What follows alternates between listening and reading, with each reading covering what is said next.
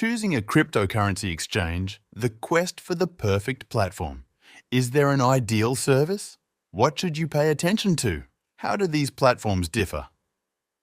In this material, you'll discover answers to all these questions. Surely, many of you are pondering which exchange is the best and which one to choose. Unfortunately, I must disappoint you as there's no one perfect platform, the proverbial unicorn of cryptocurrencies. Each platform has its unique characteristics, each has its pros and cons. We'll discuss and compare them. We'll divide the entire overview into three main pillars.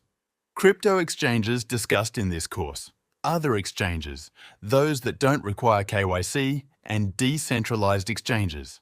Starting with the platforms discussed in the content of this training, we're talking about Binance, Coinbase, Bybit, and BitGet. It's crucial to note that these are exchanges that have been in operation for years, earning the trust of users due to their transparency and clarity in operations. These exchanges prioritize security matters, treating them with utmost seriousness. With a vast array of cryptocurrencies on offer and minimal trading fees, they stand out. The services we're discussing are also among the most legally regulated, reducing the risk of potential issues arising from non-compliance with the law.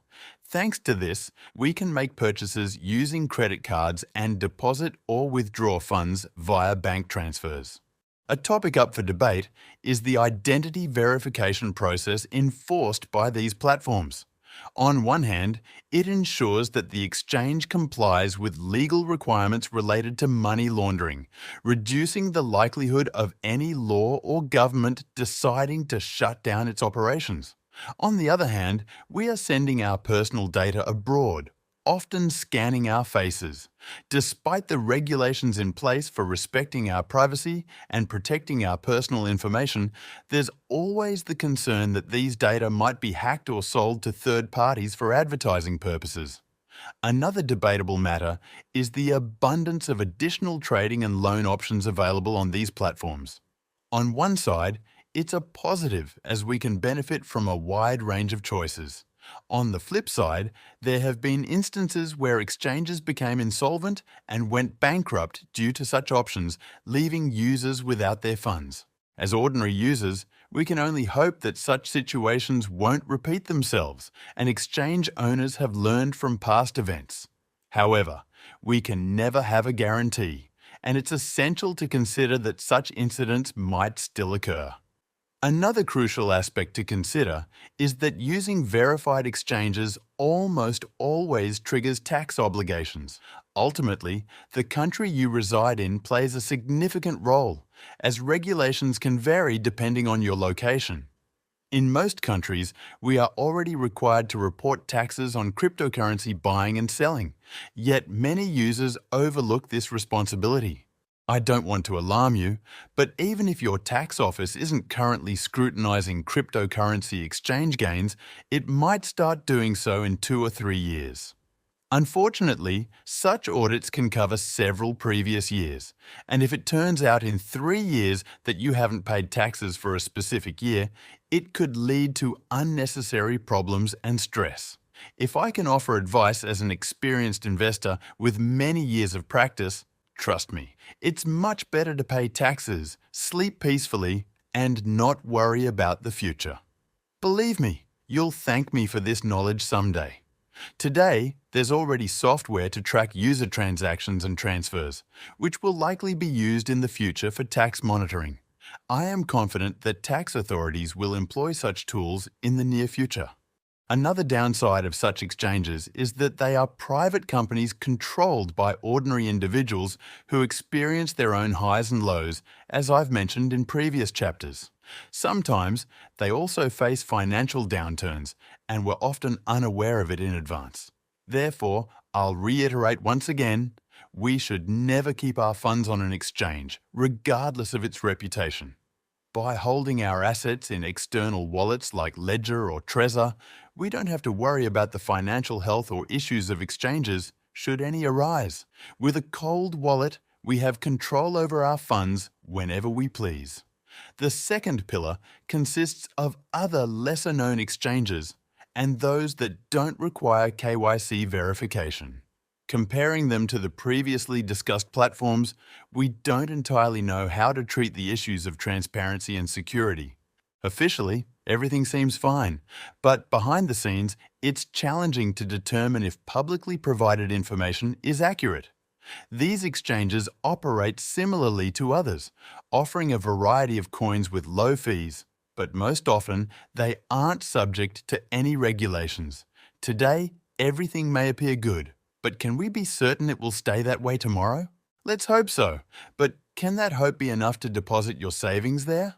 Now, don't get me wrong, there are plenty of excellent platforms besides the four I discussed earlier.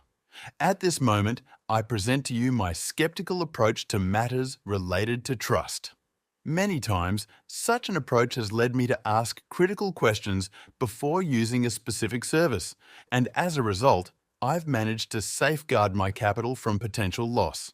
Another thing to consider is that often we can't make payments using a card or bank transfer because only a few exchanges offer such solutions.